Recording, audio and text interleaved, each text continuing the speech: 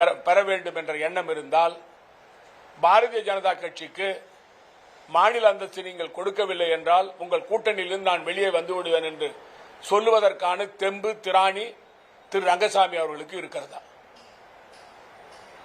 அவருக்கு நாற்காலி வேண்டும். நாற்காலியை தவிர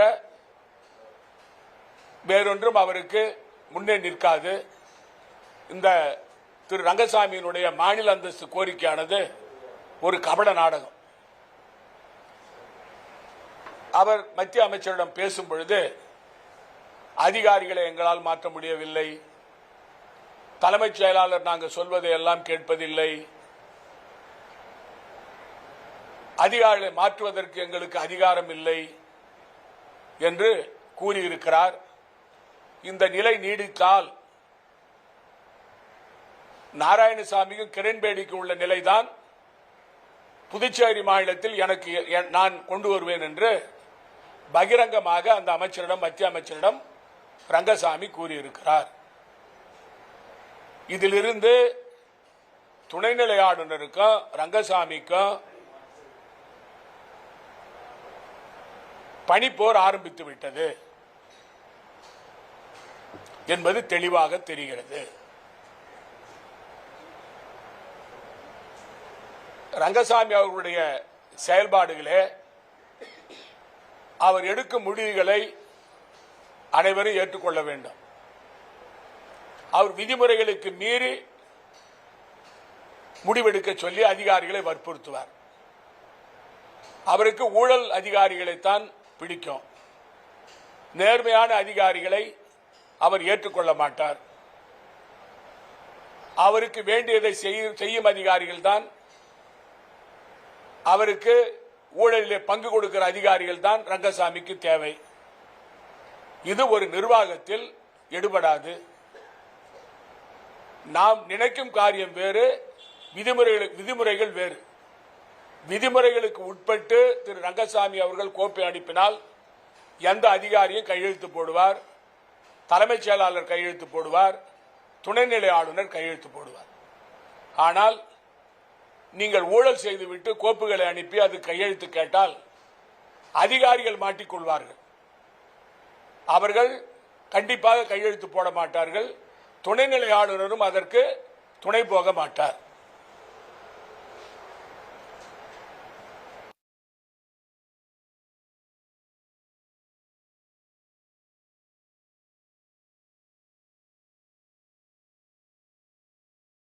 மண்டாவி அவர்களை திரு ரங்கசாமி அவர்கள் வழி அனுப்ப வந்திருக்கிறார். அவர் வாகனத்தில் ஏறும் பொழுது அவரை சந்தித்து ரகசியமாக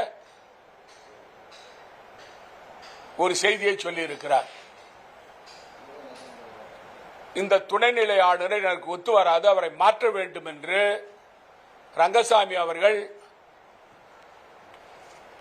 அந்த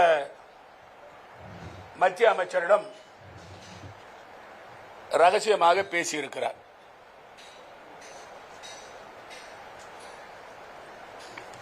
அதாவது அவருடைய வாகனத்தில் ஒரு தலையை உள்ள நுழைச்சு பேசியிருக்கிறார். பாத்தீங்களா? இல்ல உங்ககிட்ட நான் காட்டணும், அது இல்லை அப்புறம் நான் அது பொய்யா சொல்றேன்னு சொல்லுவீங்க.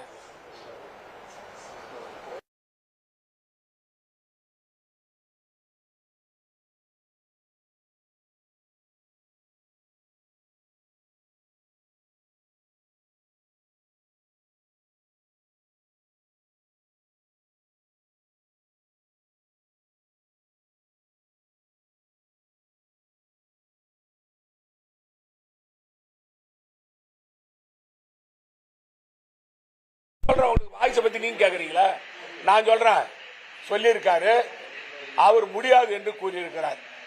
அதுக்கு காரணம் என்னன்னு சொன்னா, அந்த திரு மன்சுக் மண்டாவியா அவர்கள் குஜராத் மாநிலத்தை சேர்ந்தவர். இவர் அங்க செயலாளர் ஸ்பெஷல் செக்ரட்டரியா இருந்தார்.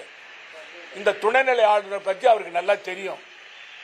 அதனால அது முடியாதுன்னு சொல்லிட்டு போயிருக்காரு.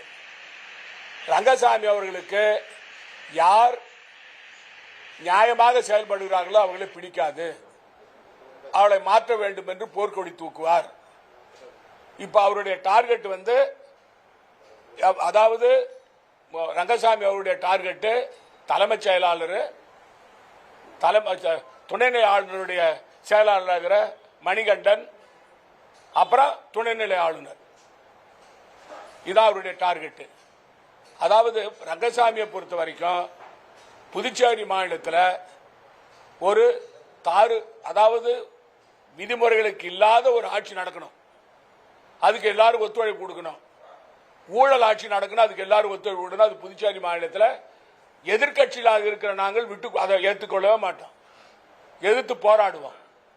ஏன்னு சொன்னா மாநில மக்களுடைய நலன் எங்களுக்கு முக்கியம், மாநிலம் முக்கியம், மாநில வளர்ச்சி முக்கியம். இப்ப பாருங்க, அதாவது எந்த அதிகாரி வந்தாலும் அவரை உடனே மாத்துவார். இதான் இவருடைய வேலை. அதாவது பல திட்டங்கள் கிடப்பில் கிடக்குது.